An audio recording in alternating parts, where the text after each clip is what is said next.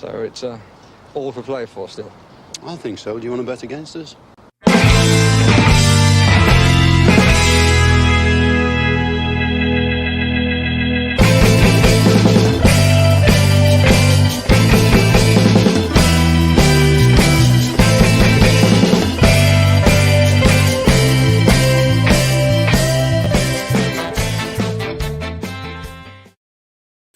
Hi, villains, and welcome to For the Love of Paul McGrath podcast. Back again with a tactics talk just after the Brentford game, and you will be delighted to know that I'm not doing it for my car anyway this time. And nearly had heat stroke inside sitting inside in the car for half an hour talking about Aston Villa and the team sheet tantrum. So you guys will be delighted to know that I'm back in my room in my podcasting boudoir, ready to bring you some sort of tactics. Some sort of a tactics talk this Sunday for Aston Villa's 1-1 draw against Brentford, and I think it's a 1-1 draw that I'm not quite sure what to make of it. I suppose I'm happy with it. I suppose is the main thing to say with regards to the 1-1 draw. Look, anytime you come away with a point, anytime you don't lose is a good point in the Premier League. And I know that sounds a small bit corny to say, even against newly promoted teams. But anytime you don't lose, it has to be a good point, considering that of all the turmoil that we went through over the last couple of days or the days leading up. And look, I know Dean Smith even mentioned it as well, that, you know, the team that was named on Friday wasn't anything like the team that went out on Saturday. And, you know, that has to be jarring for a team manager. And I know that, you know, certain things that you practice, you're not going to be able to just substitute people in and substitute people out with regards to tactics. And I suppose a tactical kind of fit point of view, and hopefully we will get there once the team starts to ferment, as I like to call it, once we start to kind of get together, gel, and become more of a coherent unit. But for the time being, you know, it's going to be one of those things that, you know, if you're going to have turmoil whereby 3 to 4 players that you maybe thought might be in around the squad weren't going to be in around the squad, maybe on a Tuesday or Wednesday, that's going to have a knock-on effect coming into the game. But we're not here to make excuses for Dean Smith. We're not here to make excuses for Aston Villa.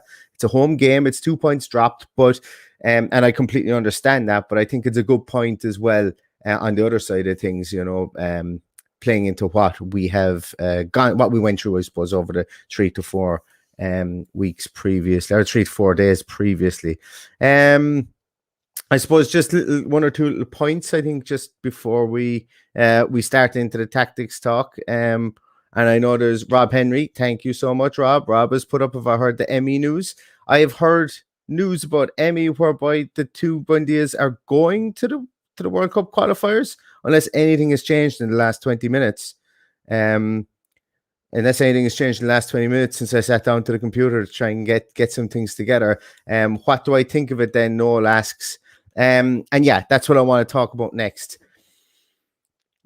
So what do I think about 2 people going to play for their club when we are contractually obliged to allow them to leave their contract? It's a difficult one for me, because I want them to play for Aston Villa. I want them to stay. I think that both of them have a reason to stay and play for Aston Villa. I think that they have probably a bigger reason to stay and play for Aston Villa. Now, Emi Martinez has just broken into the team, and he's seen as a big player within that Argentinian squad. And Buendia is trying to break into the team and trying to get to play for Argentina. So I can completely understand it from their point of view. Playing their point of view. That they would be that they would want to go and play for their nation. Now, I don't agree with the fact that there is mitigating circumstances here. There's going to be like a 10-day quarantine period for when they do come back. So, you know, I'm not okay with that from their standpoint, and the fact that they know what the quarantine period is, you know. So at the end of the day, they're making this decision, and they know that they're going to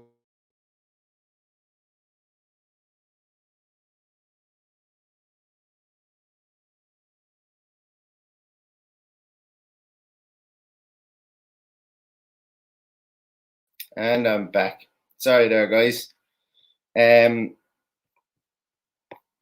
Let me just check there. My camera and my audio disconnected there, so just give me one moment. We'll get it all set back up again there. I don't know if you guys can even see me. I don't know if I'm still going live, but anyway, there we go. I've got my lights back on again. Yeah, so where was I? So I think there's a bit of a disconnect here between, it potentially, there's a look of them giving two fingers to the club and saying that, well, listen, I know you pay our wages essentially, so we're literally going to step out of 2 games. And I can see there's chats coming in here. To say that they're only going to miss the Chelsea game, and like the Chelsea game, I think is something we can get points out of. We've had the kind of the hoodoo over Chelsea previously, so I think it's something that we could potentially get points of. So I'm still not happy with them missing the Chelsea game. Now that's me with my Aston Villa heart. My footballing head lends me to say, look, there's nothing we can do. Contractually, we have to let them go. So from that point of view, once they're called up by their nation, if they do wish to go for their nation, which should never be an issue, if we let somebody go and play for their nation, it should never be an issue. There's the best of luck to them, and I hope they achieve great things with their nation, like Martinez did in the off season. So I feel like I'm playing both sides with it there, and I'm kind of on the fence. But being an Aston Villa fan, I can understand why people are absolutely up in arms and really pissed off over it. But I can understand as well why the club are powerless to do anything about it. Because contractually they have to let them go. I can see there's 1 or 2 pieces here as well, just coming through there, because you guys have your finger on the pulse with regards to this a small bit more than I do. Rob says the club has issued a statement playing the first 2 but not the 3rd game. So then that means that they would only miss the Chelsea game. I suppose, look, it's probably a compromise somewhere in there. But look, when we're the ones who are paying 40, 50, 60,000 a week, should we be the ones that have to compromise? I don't know. I don't know where I sit on that, and I don't know. You don't want to refuse players the chance to go play for their country either, considering the goodwill that's needed throughout the course of a season and so on. And they are 2 important players for us. Then on the other side of things, so maybe they should be the ones that should be saying, listen, we don't want to be out of the Chelsea game, guys. I think what this comes down to is the fact that we're not going to have a full squad for at least another, potentially the Everton game, which means that we're 5 games into the season without even seeing anything like what we're capable of.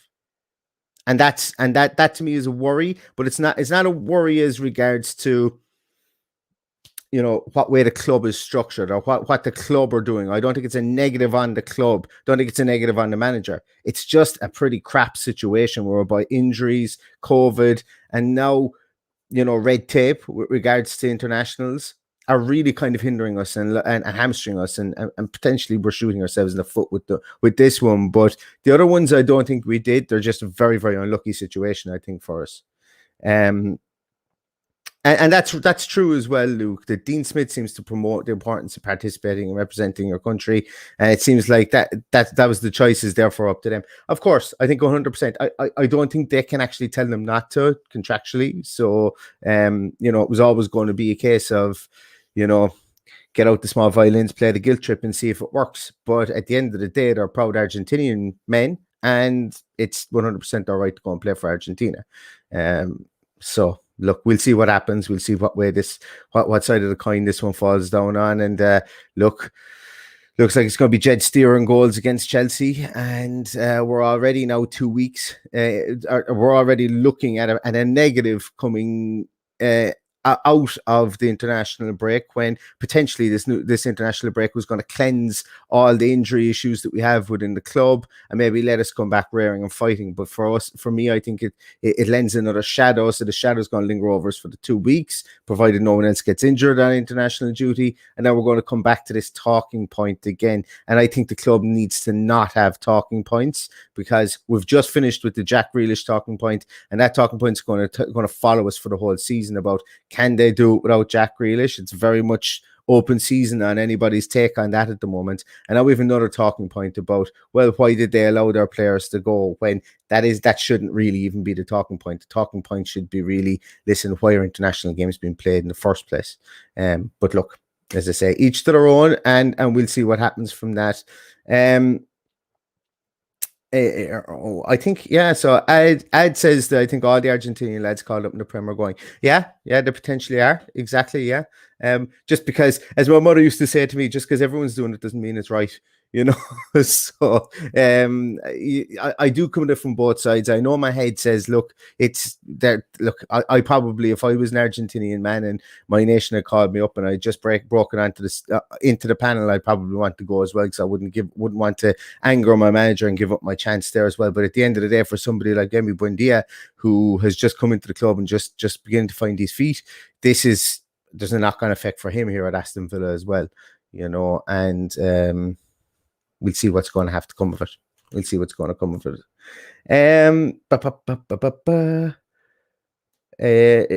Just looking at some of the comments there as well.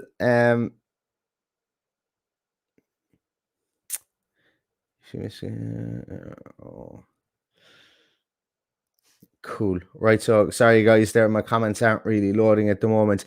But let's talk a small bit about the Brentford game. It was good to talk about that stuff there because it is kind of the pressing pieces at the moment. And also, I suppose let's have a little look at Brentford and how we lined up against Brentford. So put together a couple of slides on this again there, lads. So I'm just going to show them up and I'm going to talk through them as best I can. So first of all, let's have a look at the stats. So possession has gone down week on week since the first game against Watford. We had the lion's share of possession. I think it was 53% against Watford. We were down to 47% against Newcastle last week, and we finished even lower again at 46% possession against Brentford. Now, it's a misleading stat, I will admit. A lot of Brentford's possession came playing it amongst their back three and into Yanlet and to what's his name, Norgard, there in that little midfield triangle that they have there. So while possession is fantastic to have, they were playing with it in disadvantageous areas for them, and a lot of their touches and a lot of their heat maps, a lot of their touch maps are based in around that axis of the three and those two midfielders there. So while we are lesser in possession, a lot of the game was played in around that axis. Expected goals, we came in at 0.70 and they came in at 0.76. We had 7 shots, they had 9. We had 5 on target, they had 2. 303 passes to 333. An accurate pass. Oh, there's something wrong there. Those accurate passes can't be right, obviously, because if they only had 333 passes, they can't have had 334 accurate passes there. So that's me forgetting to put in a statistic there. So our pass success rate was 74%. Theirs was 77%. 21 crosses to 7, and the XG in open play. And I'm going to keep putting this in until it improves, because we are not good at creating chances in open play, and it's plain to see at the moment. We are not creating a lot of chances in open play. An XG of 0.18 as opposed to their 0.60. Now our set pieces as well comes in at 0.52, whereas theirs comes in at 0.16. So the one thing I will say about XG, and I'm going to keep on saying it till I'm blue in the face as well, is that with XG, I don't put a lot of faith in it on a one-to-one basis. I don't put a lot of faith in it in a game-on-game basis, except it is important to see where your chances were created from. And this is pretty damning that when we're barely creating any chances from open play, the XG, like the one chance we created was Buendia's goal. Buendia's goal was obviously from outside the box. It was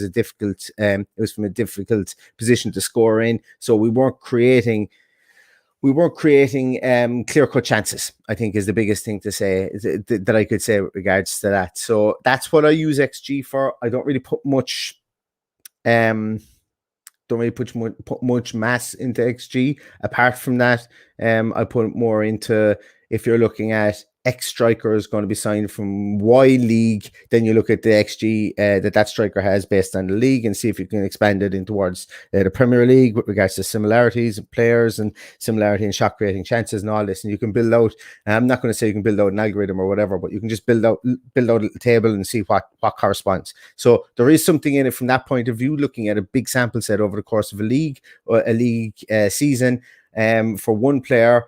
But when you look at it from a team, for one player or from a team basis, it's important to see it when it's broken down into what areas the XG was created in. That's just a little piece on it for me with XG. But yeah, look, there's nothing that from looking at these at the statistics that I would look at and see that anything was pretty mad there.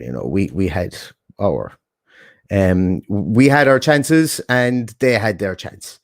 Should I say? They took theirs, we took ours, and the game was played out in the middle of the field. We had a bit more of an attacking intent when we got the ball, but it was just one of those games.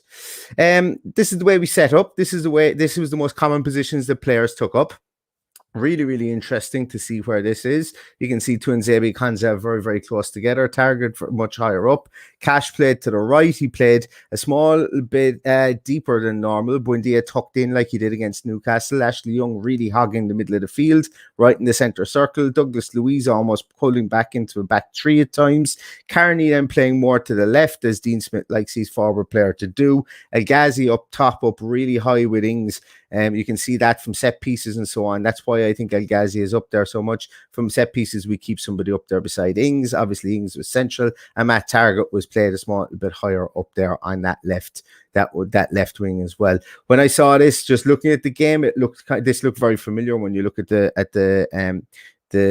positioning afterwards, this looked very, very familiar. And I look, it's really familiar to the way we played against Newcastle as well. So I know I've seen an awful lot on Twitter recently about Villa not having an identity, and that's cool too. I don't think we do without, and I think that's fair to say that our identity was sold for 100 million. Our playing identity, let me stress that. Our playing identity was sold for 100 million. And now we have to try and find a new identity. And whether we like what we're seeing on the pitch or not, it's going to take us a bit of time to find that playing identity. So this is the way we lined up, and as I say, it wasn't particularly mind-blowing to see. This is the way I would have expected us to line up, potentially maybe with Ashley Young, obviously in where Carney is and Carney where Young is, but they're interchanging as 2 8s, I think, in that situation there. Douglas Luiz playing as the 6. So yeah, there's a comment there saying that there's a shades of 3-5-2 there. El Ghazi as a wide target man for kickouts is nice against pressing teams. Yeah, I don't disagree with that. He's one of the few people that have any height in this team. It's something that I was talking to somebody about on Twitter today. So, El Ghazi, I thought, had quite a good game. I thought he was really good in the first half, and we'll take a look at maybe one or two little things that are a specific thing that he did in the build-up to our goal, which is good. Cool. So let's take a little look at Brentford's goal. All right, so basically it was very, very simple. Brentford's goal, they'll build up to the goal, was really simple, and this is what Brentford do when they're out of ideas. Ball always comes to Pinnock. Pinnock is the man that plays the ball out of defense. I'm going to be a small bit harsh on Carney here. The press here was way too slow. That's one thing actually I thought about Carney Chukwuemeka. I'm not here to slate him before anyone starts getting at me. I'm not here to slate him. I just thought he was faster. I thought he was faster over patches of ground. I don't know whether he was told to hold certain areas or whether he was told not to track back into certain areas or what. I'm not saying that he's not fast. I just thought that he maybe didn't move as fast as I thought he would. He's a 17-year-old kid. I'm sure there's millions more and there's a lot more to thank from him. But specifically in this area here, I thought the press was too slow. Pinnock is their man. He passes an awful lot of balls for them. He did it in the championship last year as well. He's a serial passer of the ball, and that's why he's in there. But Pinnock has the ball here, and he's got loads of time. The press was way too slow here coming from Carney. Arguably, you could say the press was slow here coming from Buendia as well. But look at the distance Buendia would have had to cover as opposed to Carney. So Pinnock just literally plays the long ball, just knocks it in over the top of Buendia out here. And then what happens is it becomes a foot race between Matty Cash and Rico Henry, I think it was. Now, I'm going to be pretty harsh to Matty Cash here as well. Okay, so once again, I know as well as anything else, when Henry takes the ball here, he actually miscontrols it. And Matty Cash doesn't particularly gain possession, but when the ball comes to him, he just swings a leg at it. Now, could he have put it out for a throw? It's a question. Right? It's a question I'm going to ask. I don't know. Haven't seen a camera angle facing the opposite way to see how quick the ball came at him. But he puts it out. He just clears the ball out and it trickles out over the line and it goes that direction out over the line for a corner kick. Okay, so we're on 6 minutes here. We've had a lack of a press up top. We've had an aimless ball played down into a channel that potentially could have been put out for a throw. It was defended. It was put out for a corner. Like as I say, these are big pieces here. If we give Pinnock all day long back there to ping a ball over the top, he's going to do it, or he's going to pick out a man like Janlet or Norsgaard in the middle of midfield, like they were doing an awful lot during the course of the game. But he pings one over the top. Could we put it out for a throw? Could we put it out for a corner? These are the margins, I suppose, really, that if you want to become a top team, you just don't give away corners, give away a throw. I know they're a really long throw taker as well, but the corner, the goal led from a corner here, and we never got our shape after the corner was taken. So let's look at this corner as well here. So this is the marking for the corner. You can see Emi Buendia is here, Ings at the front post. We can see defensive tree here. Of Kanza is looking here towards Pinnock. We have Tuanzebe and we've Cash here also looking at Pinnock. We've Ashley Young marking Ivan Toney, and we have the giant Emi Buendia here marking, I don't know, that's Janssen back there as well at the back post. All right. So this here, Buendia and Janssen isn't exactly a massive problem, but Young is marking Ivan Toney here in right here. And you'll see why that became an issue afterwards as well. So the corner comes in. So when the corner comes in, and the ball breaks out past, so the corner comes in, it's cleared, and the ball breaks back towards the man here in the back post. I can't remember who it is who played that ball in, but we've got two men out there with him, and he plays this ball across. But what happens in the meantime is that Ashley Young breaks from this position right here in the center of the goals with Ivan Toney, breaks from that position and runs out further away from goals and basically towards the player, and he actually creates this perfect corridor for Ivan Toney, for the ball to be played into Ivan Toney. I know there was a little flick from the defender there as well, but Ashley Young breaking that line was pivotal for this to happen, because when he runs past the ball, he creates that corridor between two players, right? If Ashley Young is at the other side, then the ball does might still come through, but we've got bodies in front of Ivan Toney. Now we've got a straight corridor straight through to the penalty area, and it's pretty simple from what Ivan Toney does here. Okay, so this is and once again, these are lapses in concentration. You don't expect it from a 36, 37-year-old Premier League winner, Serie A winner, but it happened. And I know, look, maybe we can ask questions why he was asked to mark Ivan Toney, but look at it. You can see there's a corridor there, and if that corridor is there, it's like in a game of pool or snooker. If you were almost snookered behind the ball, but you can hit just one area on the ball, and if you hit it, you pot it. Like, you can't hit any other side of the ball. Like 9 times out of 10, when you hit it, you pot it. And it goes down as a great shot. But what it really was a bad snooker. So in this instance here, Ashley Young, who's come too far, he's created that perfect corridor. He's actually created an area to aim into, which is aimed in there. Yes, it does get the little flick, and Toney bangs it into the back of the net. I've highlighted Target here as well, because Target comes off the post like a rocket to try and get out here. So Target is actually in a really good position here, but Ashley Young should be back. Ashley Young should be back there, closer to Toney. Less, he shouldn't be as far out here, because from what Ashley Young seems to think here is that I'm here for the break. If this ball breaks, to me, we've got a break for goal, but we hadn't finished defending the game yet. Hadn't finished defending the passage of play, should I say, yet. So it was, for me, it was. Look, it was just individual mistakes. I don't think the corner should have been given away in the first place. The press wasn't there. And then Ashley Young just overran his mark here, created the perfect corridor through to Ivan Toney, and Ivan Toney does what he does. Stuck it in the back of the net. Very unfortunate. Let's look here as well. This is the corridor that I'm talking about. Look at this. So the ball is actually played at this point here. It's a bloody good ball. Don't get me wrong. It's a very good ball in, and that touch does throw everybody off here. But look what I'm talking about with the corridor here. You play that ball hard and fast in through there. People are going to, like, Ashley Young doesn't want to go and try and intercept this ball coming back towards his goals. He doesn't know where he's going to flick that ball to. He's going to let that ball run across him. So, like, he's just in the wrong position. And the ball comes to Ivan Toney, and look at the space he has around him. There's no Villa player within an ass's roar of him there. And look, he just stuck it in the back of the net. Poor defending, very, very poor defending, and something I think is fixable. It is fixable by positioning and so on. Eugene mentions there, is this a general issue with zonal marking? But see, I don't think it was zonal marking as well, because when we look here at how they set up marking for corners, Ashley Young was actually man marking Ivan Toney. I think they operate a mix between the two. You can see here Tuanzebe isn't actually really marking anybody here. And you can see that Desiree Konza really isn't really marking anyone here. Matty Cash is probably asked to pick up Pinnock there. And that's common enough to have your two centre halves. I'm not going to say not marking anyone, but to try and at least keep one of them free so that they can attack that ball and they aren't hindered by bodies in front of them. But when something like this happens, and we defended the corner really well, it's what happened after the corner was the issue.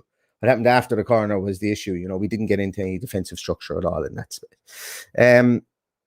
So, look, we'll forget about the goal. Goal happened, and it was all about how we were going to respond.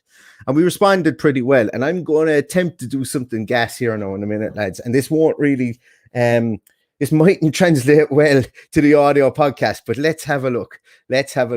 So, this is my idea of an interactive board. So this is why I kind of like that Sky video cam, whatever you want to call it, where they start tapping it and they start moving things around. So this was kind of the setup that we had. This is where the players were in position for our goal. So we can see Tuanzebe and Konza were back. Louise was coming forward, but he was in that withdrawn position. Ashley Young was hounding the middle of the center circle. Matty Cash was wide right. Al-Ghazi was up front, was very far forward, almost near Ings, where Carney was coming in support as well, and Buendia was coming through like a train on that side as well. But the ball comes from Emmy Martinez out to Matt Targett. Matt Targett picks it up on the left, and like they're going, Matt Targett just plays a ball into the corner, speculative ball into the corner, and Danny Ings comes out and collects that ball. But Danny, and I'll show you in real life in from still shots in a moment what happens with this. But Danny Ings' movement there was fantastic. It was brilliant movement against the back three. They fell for it hook, line, and sinker, and they all moved in unison with him to kind of corral him in the corner. But what makes it even better was El-Ghazi comes to support him. So Ings the defenders know that Ings, and they let him come out of the corner, which isn't exactly the worst thing to do. So when Ings picks that ball up in the corner, he turns. El-Ghazi is there. It's still 3-on-2. And in the meantime, Carney is moving over towards them to make it 3-on-3. Ings plays the lovely 1-2 with El-Ghazi and picks it up just on the edge of the area. At this stage, Carney kind of backs out and leaves a ton of space right at the edge of the area where Buendia is standing. Ball comes across the area to Buendia. Buendia sticks it in the back of the net. Okay, so it was a really well worked goal. That 1-2 between Ings and El-Ghazi opened the whole show together, but it wouldn't have been able to do that only the three defenders fell hook, line, and sinker for Danny Ings. Danny Ings dragged all of them into the corner. And in fairness to Pinnock does a great job of recovering and trying to get back out. And he gets into a pretty decent position against Buendia. But Buendia has the freedom of Villa Park outside there, and he should have been able to pick his spot.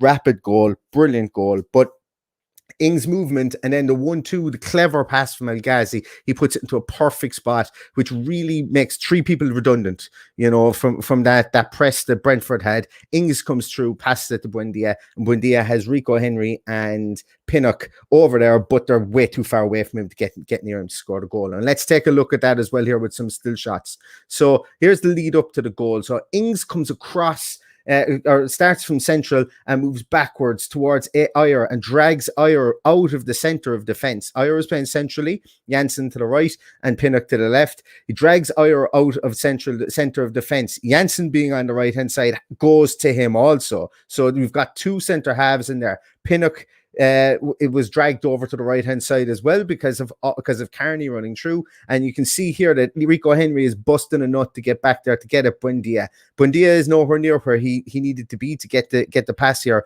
but the amount of space created by Danny Ings' movement across the back three to pull Ayer down into the corner where he doesn't want to be. Janssen fell hook, line, and sinker and ran in there as well. He probably needed to because of where El-Ghazi's starting position was and where El-Ghazi ended up. But Ings gets the better of Ayer in the corner, takes control of the ball. Ayer steps off him. Ings comes out, and then we move on to this piece. So Ings plays a lovely 1-2 with El-Ghazi, and this is after the ball is played with El-Ghazi. And Ings has that ball here on the edge of the area. Now, what we can see in this instance here is Buendia has now got his way on right onto the edge of the box. But Pinnock and Henry have come back and they're now goal side in pretty good positions. I mentioned they did an awful lot to get into those positions. They're in very good positions, but the two boys are too far away from Buendia. Carney does a brilliant job here. I'm just after actually seeing him here. Carney does a brilliant job here of being a decoy runner because Brentford have 4 people in the corner. We've only got 3, and we also have Ashley Young running through here as well, who doesn't really do anything. He holds up his run. But the 3 Brentford players here that are keeping an eye on Carney, they have to. Buendia has an absolute acreage here. The ball comes across the edge of the area, right onto where the D is. Buendia picks it up there and buries it in the back of the net. So the cleverness that I'm talking about here is where the space that Ings vacated to get the ball to create the goal. That space stayed there, and Buendia's lovely movement. So Buendia forced the 2 boys to go back into the box to keep that space there right on the edge of the area, which was a dangerous space. Buendia knows he's a small man. He knows that he doesn't want to cross the ball, an aerial ball in there. He wants that ball out there in space so he can turn and shoot. And he gets it out there in space and he pings it into the back of the net. Absolutely wonderful movement from the two, from Ings, El Ghazi, Buendia, and Carney to some extent there, and how they manipulated and moved those players around. I saw in real time it looked like a really good goal, and this looked like when I looked at it back again, I saw it. I must have watched it about 4 or 5 times. The different runs that you could see El Ghazi's work to get that to get back there to play that 1-2. That 1-2 was brilliant. You can see that he just Ings' movement around to take the second ball off El Ghazi was brilliant as well. But really, really great goal, and gives me great heart and great excitement going into these games as well, because Danny Ings has been absolutely phenomenal. He's got little ball. That's what he does. When he gets the ball, he does something with it, and he's got 2 goals and an assist so far, and this was an absolutely cracking assist as well. So kudos to the lads on that goal, because there was a lot of work went into it, and it worked perfectly for them. And you can see how they were trying to manipulate defenders, making sure when they got back on goal side that they were able to keep that space outside. And Buendia did what he does best in that instance. So we spoke about Carney Chukwuemeka as well, getting into that position. And I spoke at the start whereby I thought at times maybe the game might have passed him by. And that's not a slight on him. He's a 17-year-old kid. But let's take a look at some of his numbers from the game yesterday. So he played 62 minutes, 23 touches from Football Reference. He had 23 touches. He had 16 passes. 13 of them were on target, giving him an 81.3% success rate. His passing distance was 200 yards. That was cumulative passing distance, obviously. He had no shots. He had no shot creating actions. He had 2 dribbles. One of them was successful for 50% successful dribble rate. He had 16 carries. So dribbles and carries are different. So a carry could be just shifting the ball out of your feet and moving it onwards a small little bit. He had 16 of those going for 20 yards progressive. So, the carry stat to me is a bit overinflated. It's the amount of yards that you move it for me is a bigger one. Like that 16 is overinflated, and I don't really like how it's calculated, but it is what it is. And I think you have to look at how many carries they have for the amount of progressive distance. And he actually had 56 yards was what he carried for, but only 20 of them were forward as a progressive distance. So that's why I put that in there. His pass types, he had 5 passes, short passes, 4 of them on target for 80%, 8 and 8 from a medium distance, which is nice to see. And he had 1 long pass go on target as well. Defensive actions, he had no tackles. He was dribbled past twice, and he had a very low pressure rate. So this is why I wanted to highlight this as well, because this is why I think I thought the game passed him by. Maybe he didn't get in the ball as much as I wanted it, only having 23 touches or so in the game based on the stats I saw. And then his defensive, he didn't really offer anything to us defensively. Now, once again, I don't know what the calls were from the sideline. I don't know if Dean Smith just wanted him to be that an anchor up top for us, to play further forward. But it was something that, I just wanted to take a look at as well. And this is why. So I thought the game slightly passed him by, but I didn't think he was bad. And this is probably why I thought that, because I didn't see any tackles from him. I didn't see many pressures from him. And, that I suppose, and the eye test, that's probably what made me think that in my mind's eye. Don't get me wrong, cracking player. Don't see any issues with him whatsoever. I'm just talking solely about this one game. His touches map, he was a bit all around the field, which is okay. He got them in clusters. You can see here he didn't his touches came all the way around the field. His passes also as well, more so to the left, based on where he played most of the game was on the left hand side, not specifically on the left hand side, but further to the left hand side of the field. And we can see a very, very faint heat map down here that shows he did try to stick to the left hand side of the field there as well, when he was picking up the ball, and a lot of his starting positions came from there. Massive player, massive potential, someone that will build in confidence, and to be honest with you, somebody who probably didn't even know he was going to be starting 24 hours before the game. So massive kudos to Carney Chukwuemeka. Huge kudos, and big balls on Dean Smith to put him in there when he could have put Conor Horan in there instead. Could have put Conor in there. He could have played Ashley Young at the 10 position, but he didn't. Knows Conor is probably on his way out the door, much and all as I wouldn't like to see it. Played the young kid, played Carney. People have been screaming for it.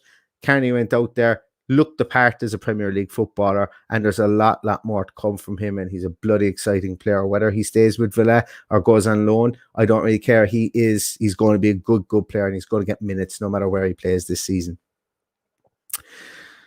So let's take a quick look at some of the comments there, guys. Where did I leave off there as well? So yes, when Bailey, Traore, McGinn, Ramsey, and Ings are back, we're going to be a proper force. Yeah, absolutely agree with you there, John. Completely agree with you there. We haven't even seen what this team is capable yet. We haven't seen any pace in this team because we just don't have any, and that's going to be Traore, Bailey, McGinn. That's the pace in our team, and Watkins. Obviously, you know, we've only seen Watkins for what, 18 minutes, I think was all he got yesterday, and he got a header at the back post, and he got a shot off at the goalkeeper. And I tell you know, if he played the full game, who knows what he would have scored. But look, we haven't even seen him. We haven't really seen him yet. So there's a lot of excitement to have here. A lot of excitement that we should have here with regards to the team. Rob Henry says, when I was 17, took me all morning to get out of bed. Carney is fast for a 17-year-old. Yeah, I'd imagine so. I'd imagine he is in comparison. Cash seems off the pace, misjudging the ball over his head. He hates getting better, and he certainly was making better runs going forward. I think he is, he's very good in support as a wing back. Brilliant. I'm not disappointed with his defensive work against Watford. I think the whole team was a small bit below par. Thought he was really good in this game, actually. Apart from that, I said I was being really harsh on him. Could maybe put it up for a throw. I'd love to see an alternative angle to see that, if how fast the ball came at him, because he might have only had a split second to react. I'm not 100% sure. Yeah, so he says that Ali should have come on much earlier, by the way, in the 60 minutes, not the 80 minutes. I suppose the biggest thing there is sports scientists have an awful lot of a say in that as well. Talking about loads on the body and stuff like that, and what he was able for if he only trained for one day prior to that. Maybe they didn't want to risk him and so on. But look, I agree with you. If he was on for a bit longer, who knows what would happen. Ad says he's personally looking forward to Jacob Ramsey this season. Saw him last week, and he just seems to have bulked up somewhat over the summer. Absolutely A1. Delighted he got called into the 21 squad. I think he's going to be a big player for us, regardless of whether we bring someone in or not this season, because I think he's going to be a bit of an enforcer in there, and he does tackle well and carry the ball too. So I like Jacob Ramsey. He's going to have his good days. He's going to have his bad days, like every 20-year-old. But he looks very mature inside there, and he's got the stockiness, I think, to compete in there too. I think that's an interesting piece as well. That's an interesting piece, Luke. Too many players don't know their positions. I wouldn't say that they don't know their positions, but I'd say too many players haven't played a lot of time with each other, and the fragmented off season has been an issue from that point of view as well. So it's the fragmented off season coupled with all the injuries we've had so far this season and the COVID pieces. I think it's just coming back to bite us at the moment because we can't get any stability, fluidity, or familiarity within the team from a tactical point of view. So you're obviously going to struggle when you've got situations like that because specifically in the back four and the midfield four, you want to get units in those areas. And I know swapping in wingers and stuff like that is okay, but when we've had 3 different midfield partnerships in the first 3 games of the season, and that's that's very tough, especially when you play 3 in midfield. Anything else there? Yeah, I agree with Rob again. Think El Ghazi had his best game for a while, ignoring the cup against lower league opposition. Yeah, kudos to El Ghazi, absolutely. Thought he played really, really well. I thought he played really well indeed.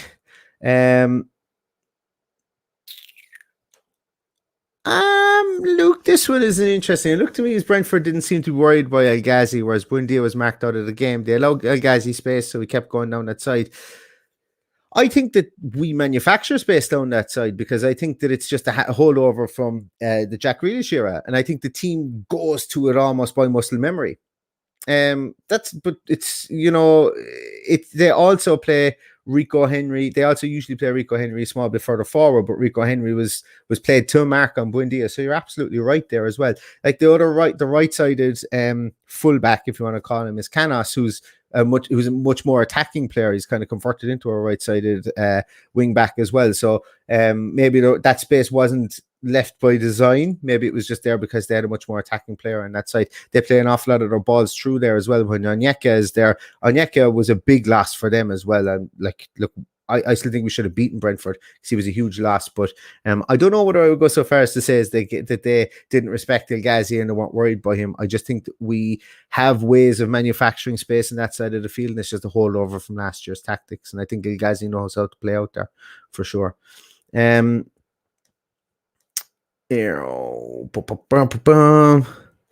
else have we here?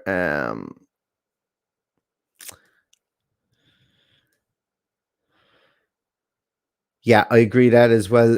When Watkins came on alongside Ings, it was nice to see because everyone was wondering what the hell is going to happen there, and you could see that they kind of interchanged. Ings dropped a small bit deeper. Watkins stayed up top. They were able to interchange. Watkins was able to go out wide. He ended up at the back post for that headed chance at the very end. It would have been absolutely sweet if he'd scored it, but like the potential that they have, and they're going to take 2 or 3 games to get up to speed with each other as well. But the potential they're going to have with Leon Bailey in there as well, and a Bertrand Traore, the unpredictability of our forward line is going to be quite scary as well. I think so. And Luke, yeah, Carney had a poor game, although I don't blame him as he wasn't getting the support needed that you would from more settled side. I'm not going to say that he didn't have the support, but I just think that he found out 24 hours before, roughly 24 hours before, that he was going to be coming in there instead of another, whether it be Jacob Ramsey or John McGinn. So yeah, look, it's tough. It's tough for him the way the game did pass him by. But what he did, he made some fantastic runs, as we highlighted, like that goal when he scored, only for the fact that his run out towards the corner kept people out there, and he didn't drag him into that space. That's what they were trying to manufacture, was the space in the edge of the area there. So he was cute enough at 17 years of age to know what he was doing in that instance. So I have to give him serious kudos for that too. When is the new coach arriving? Hopefully he gets 2 weeks with the squad. Answers Oscar that one, I don't know. But they were talking that the new coach was going to be hired this after over the so let's see, let's hope and see what comes. So he says he'd play Freddie in front of the back three, in front of the centre backs, has his defensive side already. He has the defensive side already and is technically better than Nakamba. Otherwise, we need to sign one pronto. Look, I wouldn't be getting the knives out and saying that sack the board, and I'm not saying you would do this, but I'm saying as a fan base, I wouldn't be getting out the knives and saying sack the board and sack Smith, and it's all Smith's fault. We didn't get someone in. We have to get people out of the club first before we can sign. It's just a numbers game, I think, at the moment. So if Conor Horan does leave, if we send one of the kids on like if Carney goes on loan to a top championship team, or even abroad. Maybe he goes on loan abroad. Maybe we see somebody come in, but I would be very surprised if they weren't working on trying to bring someone in. The rumors are too thick and fast, and I know the paper never refused ink, and some of them may be true, some of them won't. But I think they all know that they want another central midfielder, but it's a numbers game, I think, at the moment, unfortunately. And much and all as I definitely, as a fan, don't want to admit it, because I'd sign everybody under the sun if I possibly could. And like even seeing people like Cooperman's going to Atlanta today for 14 million, it's a piece whereby, you know, I'm sure we'd love to sign all these players. It's just that like certain players want to go to certain clubs, like Atlanta are you know, they're a rung above us. Spurs, as much now as we don't like to say it, are top of the league, they're a rung above us. You know, and these players are going to make decisions based on what's best for their immediate career over the next year or two. And a lot of players won't look into a project, especially a project whereby, you know, 100 million euros of identity has gone out the window this year. And some players are going to look at it and say, let's take a back step here and see if Aston Villa are what they're cracked up to be without Jack Grealish as well. And look, that's just the reality of the whole situation. But going back, that's me going off on a tangent as well, Si, but going back to exactly what you said there, I do think we need to sign somebody. I'd like to bring in a small bit of height in there. But I'm confident in the players that we have there to be able to do a job for sure, and to play the way that Dean Smith wants us to play in the midfield. But one more body would be excellent, just to bring a small bit of height in there as well.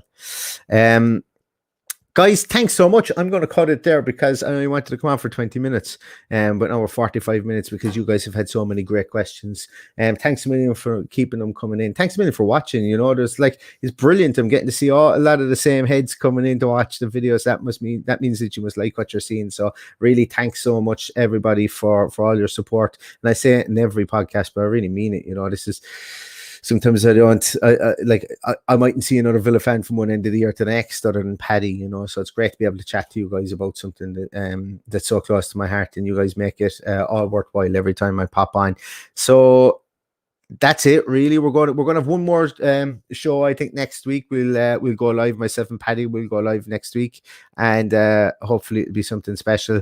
But if not, we'll still go live anyway, just to have a chat with you guys and everything. So thanks a million for popping on. We've got the international break. I'm going to take a small bit of a break, barring any breaking news over there for maybe a week, 10 days, because I'm as I say, I've just got stuff going on, so I mightn't be as active after the transfer window closes up until the Chelsea game, but we will be back with a preview show for the Chelsea game and a review show as always, team sheet tantrum and all that great stuff. So thanks so much, everybody, for watching as always, and yeah, we'll see how the transfer window goes. We'll see how the international break goes, and hopefully we come back reinvigorated and ready to take on Chelsea on the 11th of September, I think it is. Yeah, I think it's the 11th of September.